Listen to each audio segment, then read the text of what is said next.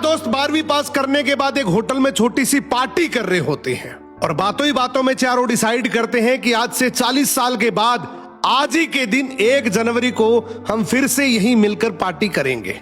और हाँ, जो सबसे आखिर में आएगा सबका बिल वही पे करेगा। होटल का वेटर भी ये सब देख रहा था। कहने लगा 40 साल बाद अगर मैं भी यहीं रहा तो आपकी ये पार्टी जरूर देखूंगा। ठीक 40 साल बाद पहला दोस्त होटल पहुंचता है तो देखता है वो होटल अब 5 स्टार बन चुका है। अब वहां पर सब कुछ बदल चुका है। तो एक शख्स उसे पहचान जाता है और कहता है सर बैठिए, मैं आपको पहचान गया, मैं वही वेटर हूं जो अब इस होटल का मालिक बन चुका हूं। वो कहता है क्या बात है। इतने में दूसरा दोस्त आ जाता है। दोनों की बातचीत शुरू होती है कि बिजनेस ग्रो कर गया, सब कुछ अच्छा चल रहा है। दोनों अपनी अपनी बातें शेयर कर ही रहे होते हैं कि तीसरा दोस्त भी पहुंच जाता है, लेकिन चौथा दोस्त अब भी नहीं आया। तो जो सेठ होता है वो कहता है आप ऑर्डर कीजिए, मेन्यू में खाना वगैरह सेलेक्ट कीजिए, इतने में आपका दोस्त भी आ जाएगा। अब खाना भी लग गया। वेट करते करते काफी देर हो गई। उदास मन से ये तीनों दोस्त डिनर शुरू कर देते हैं। तीनों ने डिनर कर भी लिया, लेकिन चौथा दोस्त अब भी नहीं आया।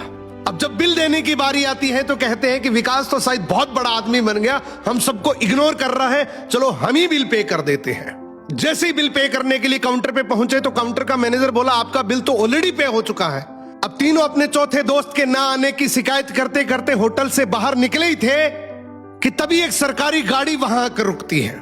उसमें से एक लड़का उतरता है और तीनों के पैर छूते हुए कहता है मेरे पापा टीचर बन गए थे, मुझे कलेक्टर बनाने के काबिल कर दिया, लेकिन अफसोस मेरे पापा आज से 1 महीने पहले ये दुनिया छोड़कर चले गए।